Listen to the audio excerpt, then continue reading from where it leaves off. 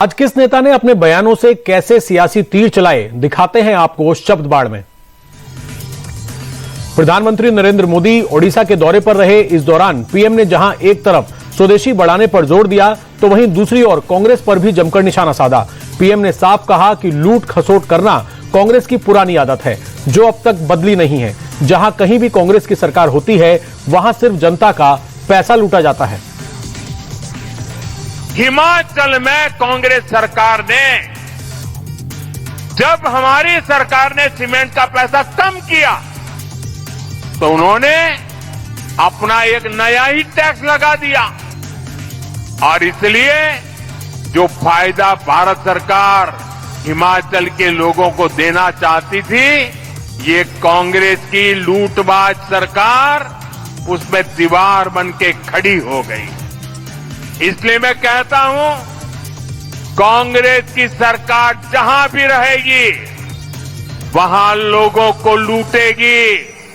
इसलिए देश के लोगों को कांग्रेस से सावधान रहना ही है और उसके साथियों से भी बच के रहना है। पीएम मोदी ने ओडिशा से कांग्रेस पर वार किया, तो वहीं गृह मंत्री अमित शाह ने इलेक्शन स्टेट बिहार से हुंकार भरी। शाह ने कहा कि ये लोग घुसपैठियों को बचाने के लिए यात्राएं निकाल रहे हैं, मगर हमारी सरकार ऐसा होने नहीं देगी। बिहार और पूरे देश से चुन चुनकर सभी घुसपैठियों को बाहर निकालेगी। राहुल बाबा, कान खोल कर सुन लो, बिहार क्या, कहीं पर भी यात्रा निकाल दो। भाजपा का संकल्प है, चुन चुन कर एक एक घुसपैठिए को हम बाहर करेंगे, एक एक। ये लालू और राहुल की पार्टियां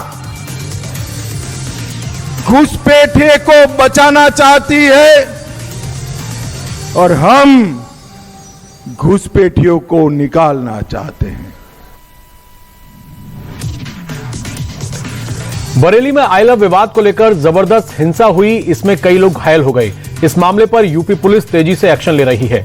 भड़काऊ तकरीर देने वाले मौलाना को भी गिरफ्तार किया जा चुका है।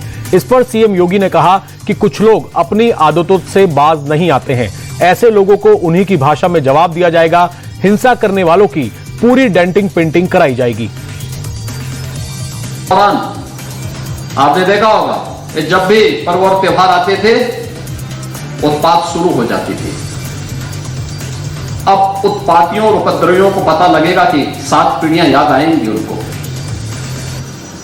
क्योंकि कभी कभी बुरी आदतें जाती नहीं लोगों की, तो उसके लिए उनकी डेंटिंग पेंटिंग करवानी पड़ती है कायदे से, जिससे उनकी बुरी आदतों को हम ठीक कर सकें। और यही डेंटिंग पेंटिंग आपने देखा होगा कल बरेली के अंदर, मौलाना भूल गया कि शासन किसका है।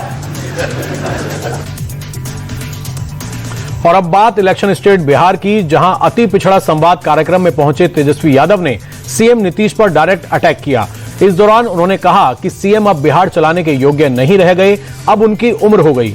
अब बिहार को तेज रफ्तार से तेजी के साथ विकास करना है। जब हमारी सरकार बनेगी, तब अति पिछड़ा केवल वोट बैंक नहीं रहेगा, बल्कि पावर बैंक बनेगा। सबको बड़ी पीड़ा हुई इस बात को देखते हुए कि उनकी स्थिति अब क्या होगी। अब नीतीश कुमार जी बिहार चलाने लायक योग अब नहीं रहेंगे, अब उम्र हो गई। अब बिहार को तेज रफ्तार से तेजी के साथ विकास करना है। तो हम आपसे बस इतना कहना चाहते हैं, सुनो भैया, जब हमारी सरकार बनेगी तो अति पिछड़ा अब सिर्फ वोट बैंक नहीं रहेगा। अति पिछड़ा समाज अब वोट बैंक नहीं बनेगा, बल्कि अब पावर बैंक बनेगा, पावर बैंक बनेगा।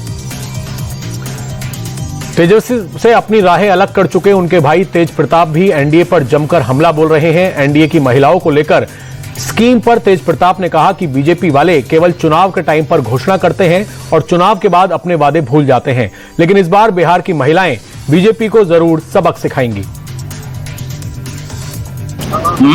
अभी सरकार महिलाओं को रोजगार के लिए पैसे भी दे फिर रही है। चुनाव खत्म होगी तो छीन लेगी। नवरात्रा से ये कामना करते हैं, हाथ जोड़ करके भगवान से आराधना करते हैं कि इनको थोड़ा सा सद्बुद्धि मिले कि अपना वाणी पे संयमित रखें, और नहीं तो ठंडा देंगे हम। वो